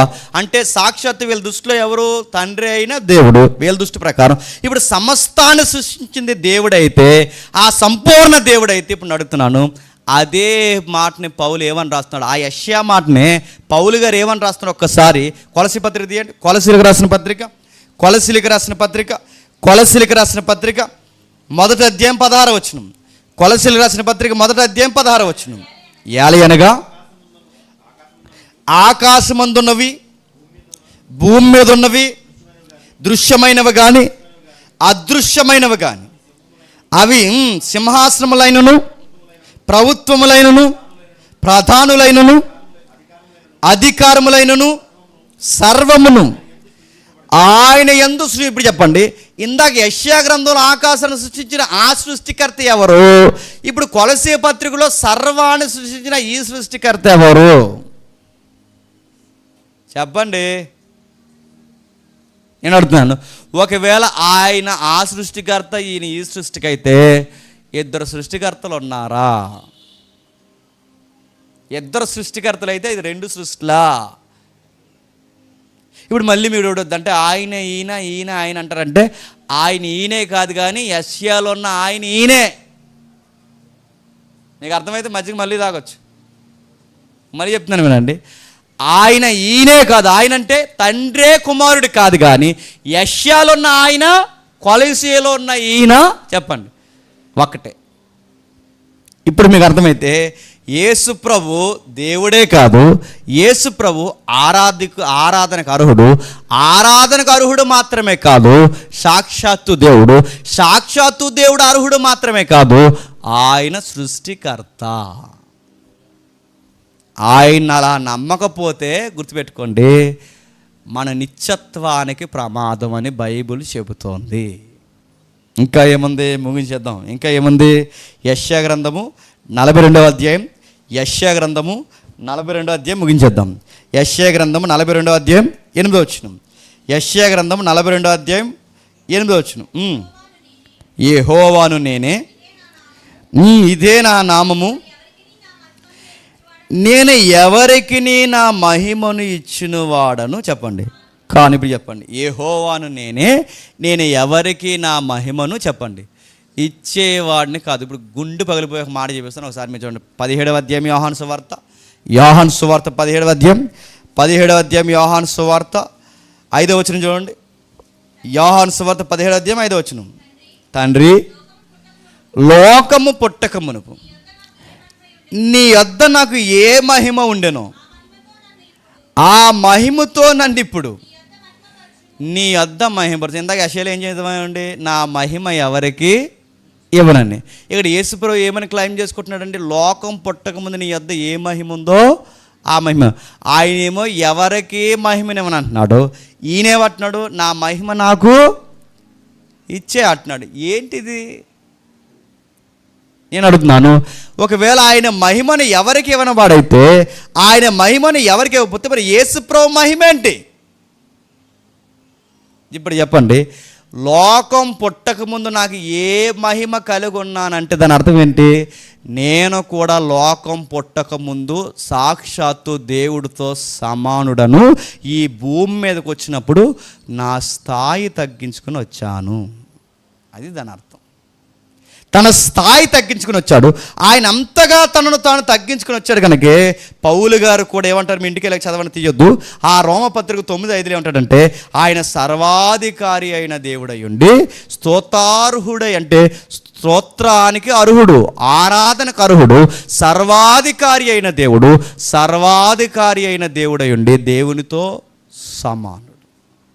అందుకే ఆ కొలసి పత్రిక తీయొద్దు ఏమంటాడంటే, దేవత్వం యొక్క సర్వ పరిపూర్ణత చెప్పండి క్రీస్తు యేసునందు వసిస్తుంది అన్న. క్రీస్తు యేసునందు నివసిస్తుంది, దాన్నే గాడెడ్ అంటారు. దాన్ని ఇంకా మీకు అర్థం కావాలంటే మీకు తెలిసిన సందర్భమే తోమ ఏమంటాడంటే నా దేవా అంటాడు. ఏమంటాడు? నా దేవా నడుతున్నాను. ఒకవేళ తోమ ఆయన సాక్షాత్తు దేవుడితో సమానుడు కానీ, ఈయన సృష్టికర్త అయిన ఆయనతో సమాను కానీ సృష్టింపబడిన ఈయనైతే నా దేవాని ఈయనంటే వాళ్ళ లెక్కల ప్రకారం తోమ ఏం చేస్తున్నాడు తెలుసా? బ్లాస్ఫమీ అంటే దేవదోషణ. ఇప్పుడు చెప్పండి, యేసుప్రభుని ఆరాధించి తోమ దేవదోషణ చేశాడా? వాడు వెంటనే యేసుప్రభు ఏమనాలి? ఏంటి తోమా, నువ్వు నన్ను దేవా అంటావు? దేవా నేను కాదు, చెప్పండి. పైన ఉన్నాడా అన్నాడా? మీరు చూడండి, బైబిల్ యేసుప్రభు దైవత్వాన్ని తక్కువ చేయలేదు, యేసుప్రభు దైవత్వాన్ని ఎట్టకారం చేయలేదు, యేసుప్రభు దేవుడు కాదని చెప్పలేదు, యేసుప్రభు సృష్టింపబడిన ఎక్కడా బైబిల్ చెప్పలేదు. మరి చెప్పండి ఎవడు చెప్తున్నారంటే ఈ ఏరియన్ బ్యాచ్ చెప్తున్నారు. ఏరియనిజం అన్నారు చూసారా, ఆడు 3వ శతాబ్దం చెప్పారు. సంఘం వాళ్ళని సమాధి చేసింది, మళ్ళీ కొన్ని సంవత్సరాల మధ్యలో వచ్చారు, మళ్ళీ సంఘం తరిమేసింది, మళ్ళీ వచ్చారు, మళ్ళీ తరిమేసింది. ఇప్పుడు అరకొరగా అక్కడ కనబడుతున్నారు. ఏమని? తండ్రి అయిన దేవుడు పెద్దోడు, యేసుప్రభు చిన్నోడు.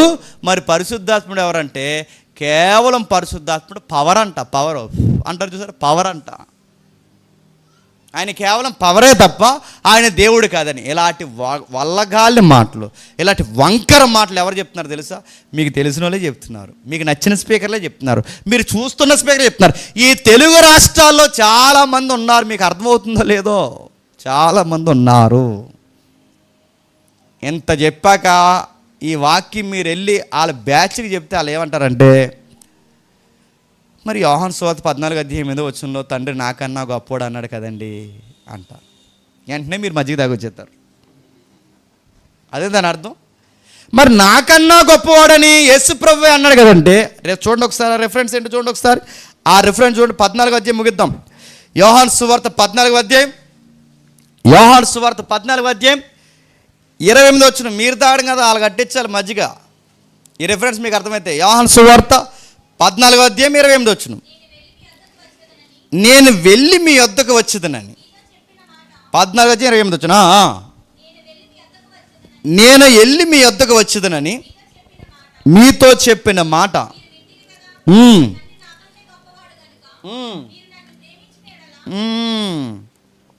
ఆ మాట పట్టుకుంటారు. ఏమని? తండ్రి చెప్పండి నాకంటే గొప్పవాడు. అందుకే దీన్ని ఏమంటారంటే ఆ కాంటెక్స్ట్ చదవమంటారు. కాంటెక్స్ట్ అంటే సందర్భం చదవాలి. మీ కాంటెక్స్ట్లు చదవరు, చెప్పండి, కాంటెక్స్ట్లు లేపేస్తారు.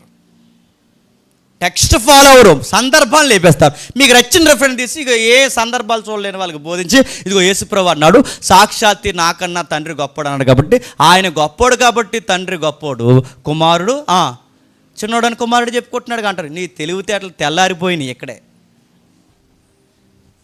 నీకో తెలీదు, అయినే వాళ్ళకి తెలియదు, వాళ్ళు అడగరు. అడిగితే నీకు చెప్పడం రాదు.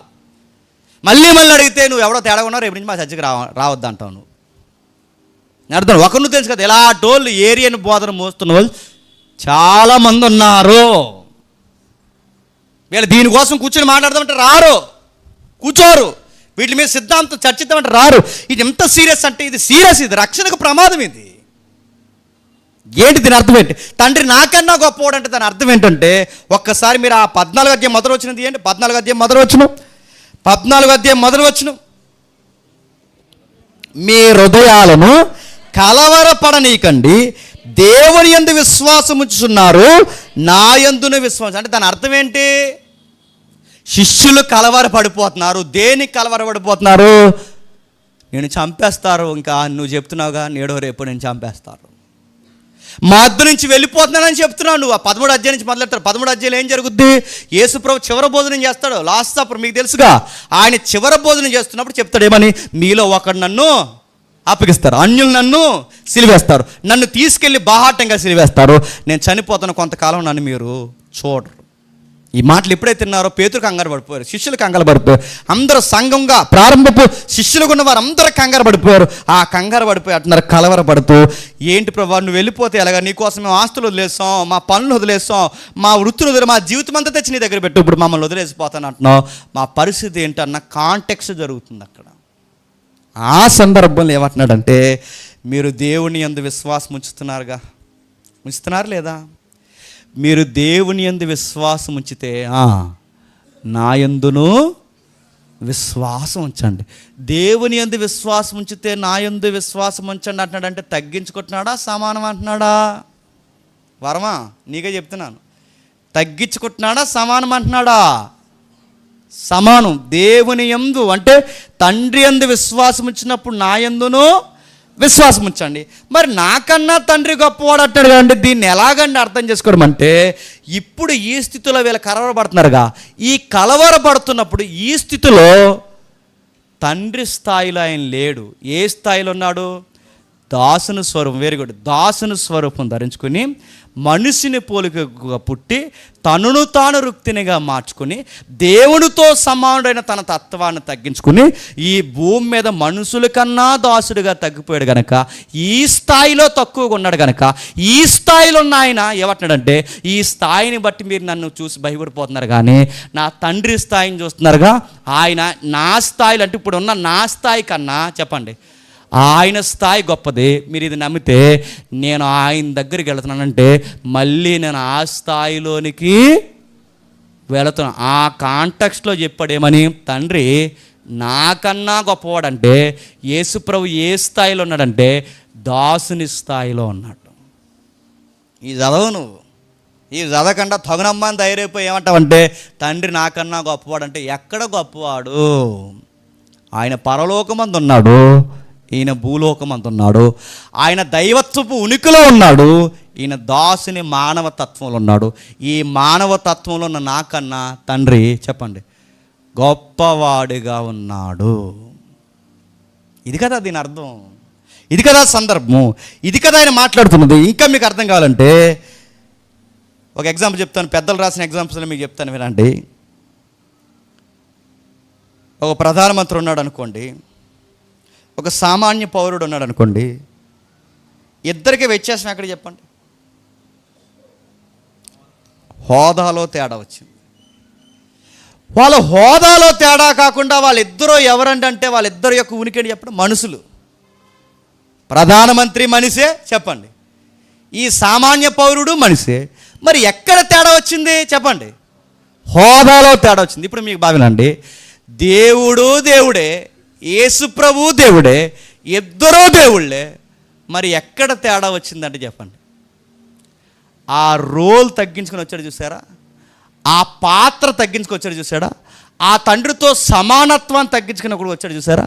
ఇక్కడికి వచ్చి అంటున్నాడు ఏమనంటే, నాకన్నా ఈ స్థాయిలో ఉన్న నాకన్నా నా తండ్రి చెప్పండి గొప్పవాడు. అంతకు ఏమంటున్నాడంటే, లోకం పుట్టక మునుపు ఏ స్థాయి ఉండేదో తండ్రి ఆ స్థాయి నాకు మళ్ళీ ఇచ్చే నేను వచ్చేస్తున్నాను. ఈ పాత్ర ఎక్కడితో చెప్పండి అయిపోయింది. అర్థమైతే ధన్యత. ఇంత చెప్పినా అర్థం కాకపోతే అది ధన్యత కాదు, దరిద్రం. ఇంక నీకన్నా పేడమైండ్ ఇంకేమీ లేదు. మళ్ళీ చెప్తున్నాను నేను, అర్థమైతే ధన్యత. ఇంతకన్నా ఎంత చెప్పినా నీకు అర్థం కాకపోతే నీ రక్షణకు వ్యతిరేకంగా వెళ్తున్నావు. యేసుప్రభు దైవత్వాన్ని తక్కువ చేస్తున్నాయి. మళ్ళీ చెప్తున్నాను, తండ్రి తర్వాత సృష్టింపబడిన వాడని అనకండి. ఈ పదాలే తప్ప, భాషే తప్పు. యేసుప్రభు సృష్టింపబడినవాడు, ఆయన మానవుల్లో గొప్పవాడు. కాకపోతే మనకన్నా నీతిమంతుడు. ఆయనకి పరలోకం ఎందుకు వచ్చిందంటే ఆయన నీతిగా బతికాడు కాబట్టి పరలోకం వచ్చిందంటే, ఆయన నీతిగా బతికితే పరలోకం రావడం ఏంటి మొఖమా? నీకు అసలు నీకు బైబిల్ తెలియదు, కాంటెక్స్ట్ తెలియదు, థియరీ తెలియదు, థియాలజీ తెలియదు. నువ్వు చాలా మంది ధైర్యపోయి బోధించడానికి. ఇలాంటివన్నీ వింటున్న వాళ్ళు అందరూ గరానాగా ప్రతి ఆదివారం చర్చికి పోయి నరకాన్ని పోతారండి. నేను సీరియస్ చెప్తున్నాను. వీళ్ళు ప్రతి వారం దేనికి వెళ్తున్నారు చెప్పండి? నరకాన్ని పోవడానికి వెళ్తున్నారు వీళ్ళు చర్చికి. సీరియస్గా చెప్తున్నాను. వీళ్ళు నరకాన్ని పోవడానికే పెట్టినారు, నరకాన్ని పోవడానికే 10 వంతులు ఇస్తున్నారు, నరకానికి పోవడానికే వీళ్ళు కానుకలు ఇస్తున్నారు, నరకానికి పోవడానికి ఆ తప్పుడు సువార్త తప్పుడు సేవ చేస్తున్నారు. చర్చాగా నరకాన్ని పోతుంది. ఇంత ధైర్యంగా ఎలా చెప్తున్నా తెలుసా? ఈ కంటెంట్ మీ బుర్రకి ఎక్కట్లేదు, అందుకే నేను ధైర్యం చెప్తున్నాను. నేను మీకు ఎక్కించుకుంటే ధన్యత. ఆ యుగోలు మానేసా, ఆ భయంకరమైన గొడవలు మానేసి, అసలు ఇది ఏం చెప్తున్నారు, ఈ బైబిల్ ఏం చెప్తుందని కాస్త వింటే, యేసుప్రభు దైవత్వాన్ని ఒప్పుకుంటే మీ పాపాల్లో మీరు నశించిపోకుండా ఉంటారు. ఆయననే ఆయన ఒప్పుకోకపోతే మీ పాపాల్లో మీరే నశించిపోతారు. ఇంకా ఏమని వివరించాలి, ఏమని చెప్పాలి? యేసుప్రభు సిద్ధాంతాన్ని తప్పుడు సిద్ధాంతంగా మలిసింది ఎవరంటే ఆ ఏరియా వాడు తెచ్చాడు. ఆడు చచ్చినా కానీ ఆ సిద్ధాంతం ఇంకా బతికెత్తున్నారు. నేను మళ్ళీ చెప్తున్నాను, గుర్తుపెట్టుకోండి. ఆయన సమానుడు, దేవుడితో పాటు సంపూర్ణ నిత్యత్వం కలిగిన వాడు. అలాంటి ఆయన మన కోసం భూమి మీదకి చెప్పండి తగ్గించుకొని వచ్చాడు. ఇంకేమని రాస్తున్నాడు? ఆ ప్రవచనాల సారాంశాన్ని మీరు ఎన్నిసార్లు చదువుకున్నా, ఎక్కడ చదువుకున్నా, ఎన్ని మార్లు మనం తిరిగేసుకున్నా ఆ 14:28 వచ్చిన మాట ఏంటంటే తన స్థాయిని గూర్చి, అంటే భూమి మీద ఉన్న తన స్థాయిని గూర్చి మాట్లాడుతున్నాడు తప్ప తన ఉనికిని కోల్పోయినట్టు అంటే ఇప్పుడు ఎక్కడో ప్రధానమంత్రి ఉన్నాడండి, ప్రధానమంత్రికి రేపు రిటైర్మెంట్ వస్తుంది అనుకోండి, వస్తుంది ఆ ప్రధానమంత్రి గారు రిటైర్మెంట్ రాదా? ఆయన ప్రధానమంత్రిగా రిటైర్మెంట్ వచ్చిన తర్వాత ఆయన మళ్ళీ యథాస్థితికి వచ్చేసిన తర్వాత ఆయనకి పూర్వ స్థాయి ఉండదేమో కానీ గుర్తుపెట్టుకోండి, ఈ స్థాయిలో ఉన్నాడు. ఇప్పుడు ఈ ప్రధానమంత్రి, రిటైర్ అయిపోయిన ప్రధానమంత్రి కూడా ఆ ప్రధానమంత్రిని గౌరవిస్తాడు, గౌరవించడా?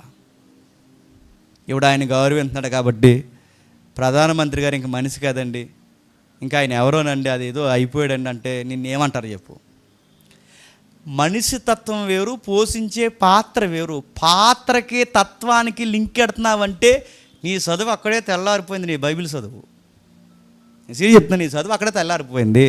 పోషించే పాత్ర వేరు, చెప్పండి, వ్యక్తిత్వం వేరు. ఇప్పుడు నేను ఉన్నాను, మీరు నేను మనుషులమా కదా? లేదండి జేమ్స్ అనే మాకన్నా కొంచెం గొప్పడండి, రాత్రులు ఆయనకి 2 ఇలా వస్తాయండి పైకి అంటారు. మీరు నేను ఒక్కటే.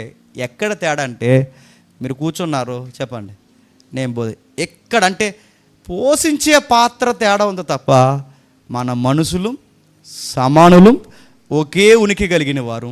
నువ్వు పుట్టావు, నేను పుట్టాను. నువ్వు మరణిస్తావు, నేను మరణిస్తాను. నువ్వేం చేసావు దేవుని దృష్టిలో నేను అదే చేస్తాను. ఇది ఓకే, కానీ పోషించే పాత్ర తేడా. ఇది మీకు అర్థమైతే ఆయన తండ్రితో సమానుడు, ఆయన దేవుడే, ఈయన దేవుడే, చెప్పండి, పరిశుద్ధాత్ముడు దేవుడే. దేవుడే అయితే మరి దేవుళ్ళు అవ్వాలిగా అంటే, అందుకే లాస్ట్ వీక్ ఏమంటున్నాను, దేవుళ్ళు అవరు, దాని ఏకత్వం పిలుస్తారు. ఏమని? గాడెడ్, దైవత్వము అంటారు దాన్ని. అర్థమైతే నిజంగా చెప్తున్నాను, మీరు ధన్యులండి. ఓయ్ ఇశ్రాయేలు వినుము, నీ దేవుడు అద్వితీయుడు.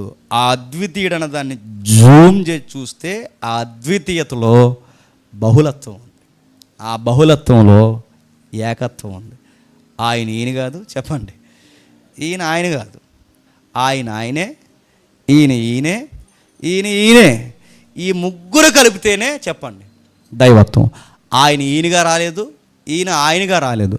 ఆయన ఆయనగానే ఉన్నాడు, ఈయన ఈయనగా ఉన్నాడు. అందుకే మీకు లాస్ట్ వీక్ సింబల్ చూపించగలిగామన్నా ఆ సింబల్ మీరు చూడండి ఒకసారి. ఆ త్రిత్వాన్ని అంటే అది ఎక్స్పోజ్ చేయడానికి మాత్రమే.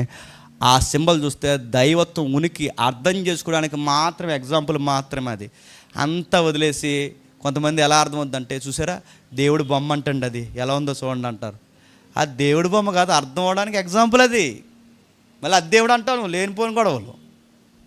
అదేదో ముగ్గులా ఉందండి, అదే దేవుడు అంటున్నాడు జేమ్స్ అంటారు. అది ముగ్గు కాదు అయ్యా, అర్థం అవడానికి అదొక కాన్సెప్ట్ అంతే, లేకపోతే వదిలేదు తమ్ముడు.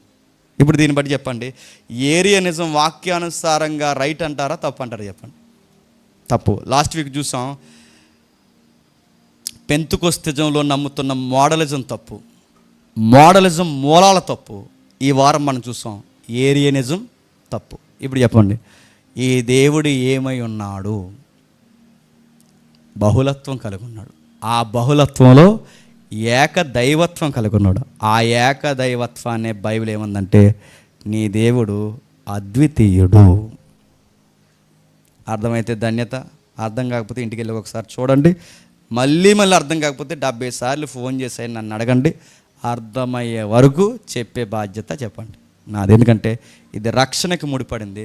మాకు ఇవన్నీ తెలియవండి, మేము ఏదో దేవుడు కాస్త ఇస్తాం, మోస్తాం, పోతామంటే ఇంక మిమ్మల్ని ఎవరు చెప్పండి బాగు చేయరు. దేవుడు మిమ్మల్ని దీవించును గాక.